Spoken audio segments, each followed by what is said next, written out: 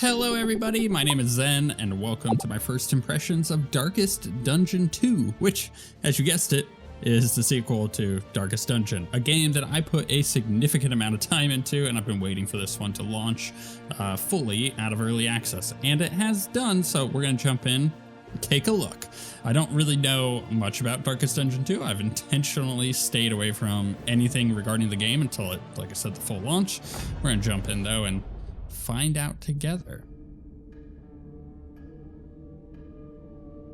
The cool art style returns, that is for sure.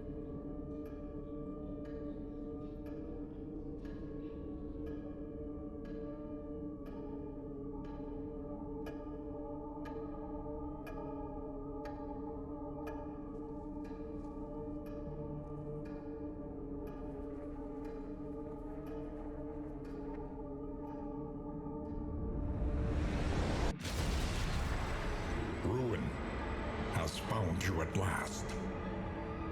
My protege, my friend. Our calculations were correct. The ephemeral equation is unbalanced. The Earth spins on a strange and terrifying new axis. And everywhere, unbridled consequence. The world is a wasteland of failures past. And yet, you must ride out into it, unafraid.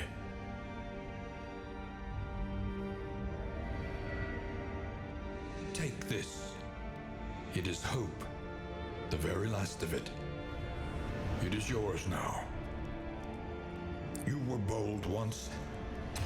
Be bold once more. It's cool that the torch is hope. Free yourself from this suffocating stillness. Fix your gaze on the horizon. And face the fearsome truth of the Darkest Dungeon. 2. I was hoping that would have that would have made me laugh. They're like, well, we're just gonna say the title of the game, I guess.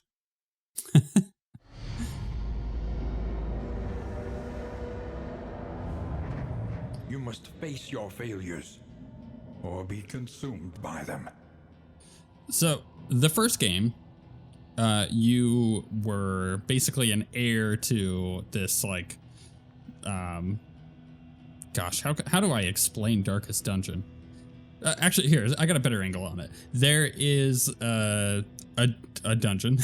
There's like this big like mansion and everything, and you've got like a town of people that you're bringing along with you on these like expeditions into this dungeon, and the goal is to defeat these like end bosses in these different sections, especially when you got into the DLC and everything. I know for a fact that this game does change that up. You're no longer going like into these dungeon sections to try to beat these bosses. It's now more like a roguelike. Even though the other one had roguelike elements to it, this seems more like a roguelike. So I'm excited to see what this prologue is going to be all about here. If it's going to like lean into that. The stagecoach. Oh, okay. So straight up, the stagecoach is our thing. I see. So we're traveling. Brightest light 100, heroes, enemies. Okay. So left click, right click to dismiss. All right, the stagecoach. The stagecoach is your carriage, coffin, and confessional. Tap W once to order the stagecoach forward, S to halt it. Okay, so we can move forward. So this is like moving through the dungeon. The stagecoach will steer automatically. You can fine tune its path with A and D. Okay, stagecoach view. Press Z to bring up the stagecoach view. This shows you what items are currently installed on the stagecoach, as well as current armor and wheel points. Stagecoach items can only be changed at the wainwright, who is present at each inn. The wainwright can also repair health and wheels, or armor and wheels, for a fee. Okay, that's an interesting aspect. Is now you've got this coach, and we could go on forward. Oh man, it's dark, isn't it? This is so cool. I know failure well. Oh, it's a little story bit. I glimpsed it lurking at the ragged edges of your mind. I watched its venom spread through the veins of the world. and I trembled at its terrible reverberations. Getting a little bit of story from the first game, a little bit. The crossroads, where lost souls hope to find their way. You know, loathing, failure, regret, and disgrace, yeah. Oh, geez, okay, so now it's gonna show us our party. Because of course this is a game where you have, it's an RPG in which you have a party of characters, and how do I put it nicely? Failure is not only expected, it is kind of encouraged. You are going to fail a lot in this game, and people are gonna die. And that's part of the game. 4 heroes will join together on this expedition. Your salvation rides with them. They're probably gonna die. Party creation. Drag or double click hero portraits to assemble your party of 4 heroes. The hero in the rightmost position of your roster will be the first in the combat line. Doesn't explain what the combat line is, but I'll tell you what, the graphics on this are much better. Like, same art style, improved look to the game. So yeah, we're gonna go ahead and get him. More devastating than the horrors of 100 campaigns. Go ahead and get him. Grave Robber, yeah, and Plague Doctor. Into the catacombs of the mind. So an explanation of how this game works is the way these are set up here does matter, and many of these are characters from the first game. I'm assuming that they're going to have a lot of the same stuff from the first game. So the man at arms is going to be the guy that you want in the front. It shows you like what he can target. So you have 4 spots. The enemy has 4 spots. He can target the 2 at the front, kind of the 2 at the back. He's really good at being in one of these front 2 spots. The Highwayman kind of likes being in one of these 2 middle spots, whereas the Grave Robber, kind of the 2 middle or the back, and then the Plague Doctor, kind of the 2 middle or the middle or the back. So you get, oh, it's just like a whole 3D model now. It was like a 2D sprite before. That's why it looks better. That's pretty sick. I like that.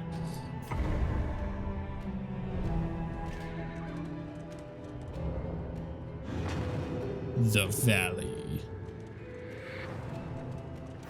This is nice. Onward, and let us hope enough yet remains of the world. So, is this an encounter or something? The bulwark of your denial is giving way. Yep. Got some zombies we're fighting here. Oh man, this game looks great. They did a good job. I'm very happy with this. So we have a round. So the way that this is all going to work is they have a order in which they're going to go, right? So we have her first. So I have a couple different abilities here. It has the tutorials here, but let's see if I can briefly explain it.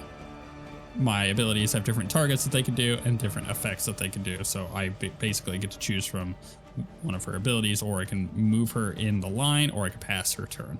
And it moves on to the next turn of somebody. Let's read theirs. Combat is turn-based and proceeds until one side is defeated. Once in battle, there is no retreat. I've talked about roster arrangement, so I don't need to talk about that. Turn order. Each hero or enemy rolls initiative at the beginning of each round, right? Not the beginning of combat, but each round. So after a round is when everybody has gone. And this is modified by their speed stat. The turn order is shown by the portraits in the top right of the screen. Only a partial turn order is shown. You could play or plan ahead a little, but not completely. On a hero's turn, you may first use a combat item if they have one equipped. This is a free action. Interesting. So if they have a combat item, I can use one. I like that. Then you may use a hero skill normally. Either way, left click on the item/skill in the displayed skill bar. You may also use number keys 1 through 7 corresponding to the skill slot, blah, blah, blah. Skills can only be used if the hero is in the correct launch rank, right? So like where they're at. They can also only be used against valid enemies in the correct target rank. To see what ranks the skill can target, we look at the pips. Yep. Some of them target more than one, right? Those are AoEs. Skills too. In addition to doing damage, skills can cause a variety of effects. Most of these effects are shown by the tokens. To see what each token means, mouse over it. And then token glossary, hold control to view the token glossary to see what each token means. I actually like that there's a glossary, so we'll check that out. So like this, we got 2 dudes here right at the start. So everything that I want to target here, I want them to target right at the beginning. Pick to the face actually is probably a great choice. Let's go ahead and hit this front one for 9 damage. One in the back here, Noxious Blast. Might be able to. So Noxious Blast is going to have a an effect, I believe. I think it is going to be. No, maybe not. Pierce target when. Yeah, what's this little combo? Triggers additional skill effects when targeted. So piercing when target is comboed. Don't know how to get it to combo on that one. Noxious Blast. He resists the poison, right? I think that's a whole different effect here, but we're not seeing that particular icon here, which is totally fine. Let's let our duders here crush this guy. Just get him dead. We essentially want one of them dead before it can do something. We're trying to reduce the amount of actions that the enemies are going to take against us as quickly as possible. I could pistol shot. I could wicked slice. Now you notice how corpses are left behind?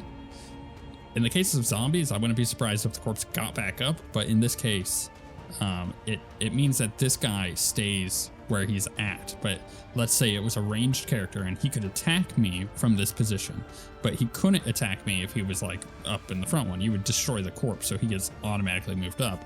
Can't target you anymore. Kind of nice little thing. So self, I get additional crit and dodge if I do take aim, and it removes blind. I don't feel like I necessarily need that. This duelist advanced ability is going to move me forward 1 in the rank here, which we don't want that. We're just going to do pistol shot. And then it'll be the zombie's turn. Gonna chop my duder. And let's pistol shot him. So you notice how the turn order is different because they rolled initiative. And that's how it rolls. The unpleasant in the extreme. This work is noble and necessary. So for defeating these 2 dudes, we got a Candle of Hope. So it's a currency, it's an altar currency. And then we also got a minor hail drought. 10% max health, but minus 3% crit. It's a trinket, so it's like an item that we could take. It's nice. Are you shaken? There is so much worse in store. So let's go ahead and check out all this stuff. So Stagecoach is limited in how many items it can carry. Press I to view what you have. Your shared inventory is split between all item types. Some items stack well, whereas others take an entire slot. Okay, so I could filter it. Treasures, trinkets, combat items, in items, and stagecoach items all help you on your quest. So basically, don't know what most of that stuff is gonna be. Obviously, trinkets and combat items I can get. In items, don't know. Stagecoach items makes my stagecoach better, I guess. You will find relics, square things, baubles, triangles, and mastery diamonds, which can be used to purchase supplies from vendors or upgrade your hero's skills. Trinkets, each hero may equip up to 2 trinkets at a time. Trinket confer bonuses or special abilities that can drastically improve a hero. Trinkets may be removed or swapped when outside of combat. And then equipping trinkets, so we go and hit I and we equip them. So let's go take a look at that because our guy here has one. So how do I check? Because I have a trinket. Can I drag it onto him like this? Is that gonna work? Maybe not. Stagecoach. Don't have anything to do with this yet. That's my inventory. Stagecoach is there. So how do I pull up? I can pull up my goals and conditions. Okay, so maybe I could put it here. Trinket. Bam. There we go. Actually, I kind of like that it had an icon there being like, hey, just so you know, there's things that you could do. What was it? G? C? It was C. That's how I did it. C is what brings up your dudes. I don't have a combat item. Otherwise, I could probably put that on there. All right, let's move forward. We're at region 1 of 1, 11, 10 leagues to the end. The Desperate Few. It's an encounter. Probably like a role-playing encounter? Yeah, during encounters such as this one, you must pick one of the choices by holding the left mouse button on one of your heroes. The result will be previewed at the bottom of the screen. Affinity changes. Heroes often have vastly different opinions about how a given encounter should be resolved. When you choose a hero's response, any heroes that agree with the acting hero will have their mutual affinity increased. Okay, the gold glow. Any heroes that disagree strongly with the acting hero will have their mutual affinity decreased. Basically meaning that they won't like that dude. Assistance encounters brings the heroes face to face with the downtrodden local populace. These forlorn creatures are in need of help and often have valuable supplies to offer the heroes in return. Helping the locals is the best way to restore the flame. Cool. So I'm assuming the flame is our light because it is hope. We gathered that, right? So help us. Click and hold a hero to make a selection. Okay, they want help. They're peasants, apparently. Rather better than rotting in the family crypt. And fondest goodbyes to my old laboratories. This will give me, so if I make this selection, it'll give me some food or bandages, medical supplies maybe, and some of the hope, and that will give me a ring. I kind of want the ring. Let's go with the ring. And she liked that. Search every shadow. There is a little There's a trinket here. Plus 20%. What is that? The little blood thing? Bleed resist? Actually, that's what it is. And then minus 10% fire resist. Okay. That's actually not so bad, honestly. For this, I'm gonna go to our. How do I swap who's who? So I can go. If I hit C, it brings this up. This is a little unclear about how to swap who is who. It's the man at arms. Okay, if I just right click on it, it also brings it up. Okay, that's good to know. We'll equip that on the highwayman and move forward. Nope, go away. What happens if I hit the leaves? That's kind of cool. I wonder if it would give me anything. Maybe like random encounters. You can feel it. A change in the air. Yeah, let me know how the heroes work. Now, that's the other thing I want to mention real quick. Heroes have a bunch of different things, like quirks. Like, this guy is a Gaunt hater. So versus the Gaunt, which I assume is a type of enemy, minus 20% damage taken. Versus Gaunt, plus 15% damage gain on hit. Minus 1 stress, I think is the icon for that. Whereas he's winded, if HP is below 50%, he has minus 1. What is that? Speed, I think is what that is. I think that's speed. Doesn't show it here though. So, like, that's him, but this guy is deadly and chatterbox. Just won't stop talking. It's a quirk. Like, none of them are necessarily meant to be stat driven. You see, some of them aren't. Even your valley is not immune. Some of them are just kind of fun flavor. Stain. Oh, look at these guys. Goodness. Now we all get armor. Let's go ahead and what's the tracking shot gonna do? Ignores dodge, ignores stealth, target combo. Okay. Remove dodge and stealth. So let's go ahead and do tracking shot. I think I'm gonna try to take the widows out first. So added combo. So now when I go to do the combo thing, so this resists, can't say it. 30% poison, right? Resist piercing when target combo. So I can't actually target that one. Oh, I should have thought about that. Ounce of prevention is a damaging ability. Let's go ahead and do Noxious Blast at this guy. He resisted my poison. Let's see here. 50% crit when targeting the combo thing. Let's go ahead and do that on her. Well done. Bam. Blight, right? Blight, poison. That's all the same thing, right? I think I should actually just do defender here and try to boost him up. Is that gonna work? Defender, defender, defender. Oh, I actually have to choose somebody. Target. Okay, yeah, let's choose him. Oh, it's giving me all sorts of tutorial stuff here. And stupefied. Well, don't target my plague, Doctor. Come on.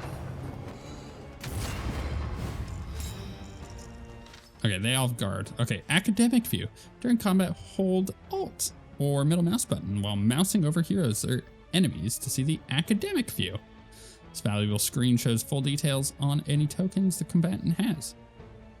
The view also shows details about what combat skills enemies have. Skills start hidden, but as you observe the enemy use them in combat, the details will be revealed. Okay, it's got nice crits, dots, combo token. Yeah, we kind of learned all about that. So if I hold Alt, oh yeah, we get a whole bunch of stuff. So it takes 50% damage from the next hit, minus 50%. I think she also has, no, yeah, she's protected by that. So something to consider here. Flashing daggers will target both of these nerves. So I think what I'm going to do is do the flashing daggers to get rid of the protection. A breakthrough. And it also killed that one, which is nice. I don't want to advance. I could wicked slash him, start doing damage to him, and I'll have my back to do the damage to the back. Oh, he got buffed. What did he get buffed by? He resists poison, but got stressed. There is beauty in our imperfections. Plus 40%. What is that? I like that this is a thing, but it's not. Oh, I see the speed icon now. I'm a stun. Okay, so he's gonna resist, or she, whatever it is, she's gonna resist stun. Let's go ahead and do crush on him.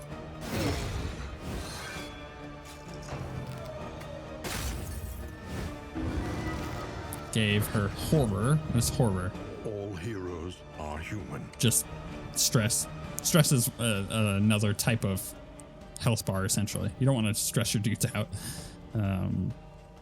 Let's use... Oh, I can heal as well if I need to. Let's use Poison Dart on the back one. Excellent work. Nice crit as well. I can't quite target too well here. Let's go ahead and use the gas on her. So it's going to blind her. And I think, well, I mean, I can not, it says target knockback 1, stun him. Maybe we do that. And we bring the corpse up. That actually may limit kind of his options against us. Does this show that kind of thing?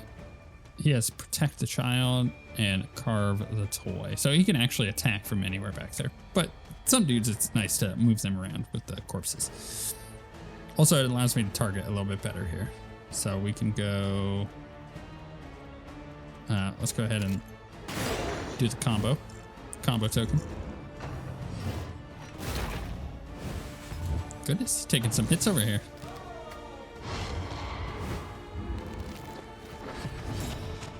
All right, Highwayman first, which is fairly nice, I guess. Well, she's comboed. I want him to be comboed. Is that gonna work there? Guess not. Oh, right. That wasn't the combo thing. Gotcha. Let's go and throw the dagger at her. Get that death blow. He can crush. And she can noxious blast.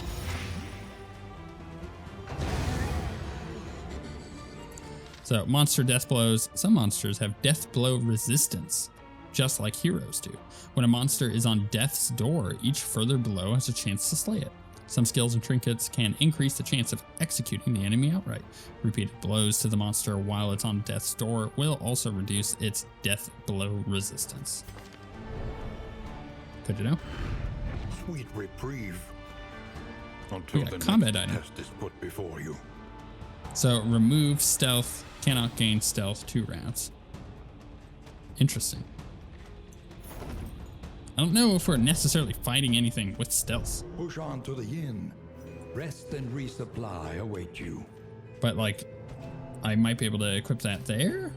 Whether or not I said like I have to use it, right? So combat items are blah, blah, blah. Does it say combat items are free actions? One item may be used each hero turn. Cool, so I don't have to. So it's a nice little thing to have. Get the leaves. I want to hit the leaves now that I know I can just blast through them.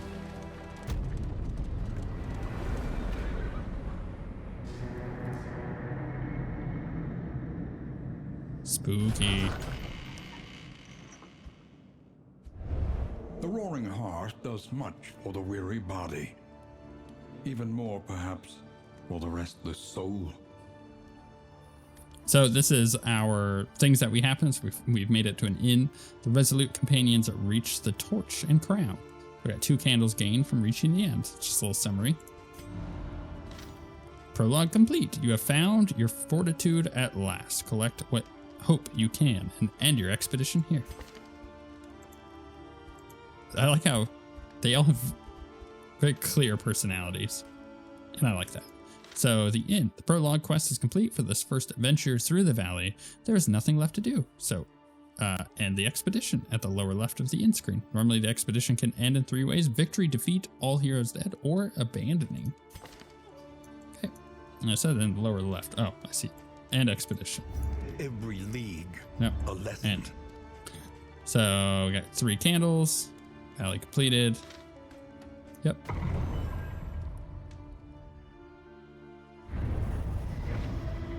On and on, over and over, until the It says ending early, which is a thing that you could do in Darkest Dungeon. At any point, you can end the expedition and collect your candles of hope. During normal expeditions, making it to the next inn is usually worth the effort because it will award significant additional candles. truth is laid bare, and you are finally free. And the candles are a resource that we can spend to upgrade stuff.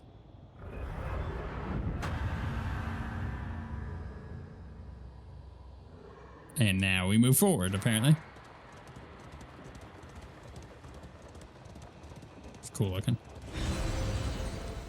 The Altar of Hope.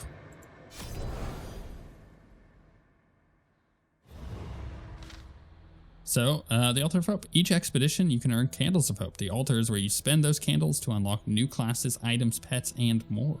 For this first visit, you must visit the Working Fields. So, the Working Fields. Embark, I guess? Oh, To no, here we go. recall a thing is to make it real once more.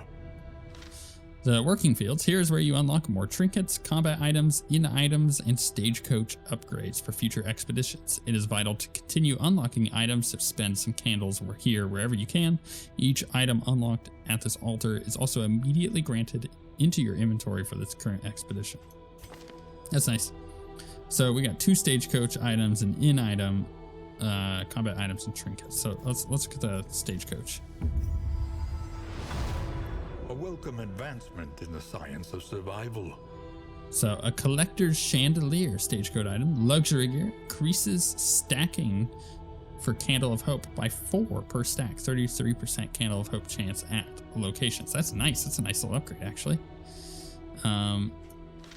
So stagecoach items are essentially trinkets for your stagecoach and provide valuable powers and bonuses that can only be mounted or removed at the Wainwright, which is at each inn. Your stagecoach only has a limited number of slots for equipment, but more can be unlocked at the Altar of Hope. It says I can get another stagecoach item, right? It says 2. I'm confused. So it says 2 candles. Oh, I have 1 out of 30 stagecoach items. I see. What about trinkets? I have 2 candles left. New instruments will help us diagnose the world's affliction So turn ends, and overcome it. convert dodge to dodge plus. If speed is greater than or less than or equal to 2, then your, what is that? Damage is down by 10%. Okay. Let's buy another stagecoach one because we have 2 more. Every twinkling recollection is another implement at our disposal. So before each location, chance to procure concoction and powder items. Cool. Now we can embark. Once more into the maelstrom, in search of what hope yet remains. This is a very interesting way of doing it compared to like the descending through the dungeon like before.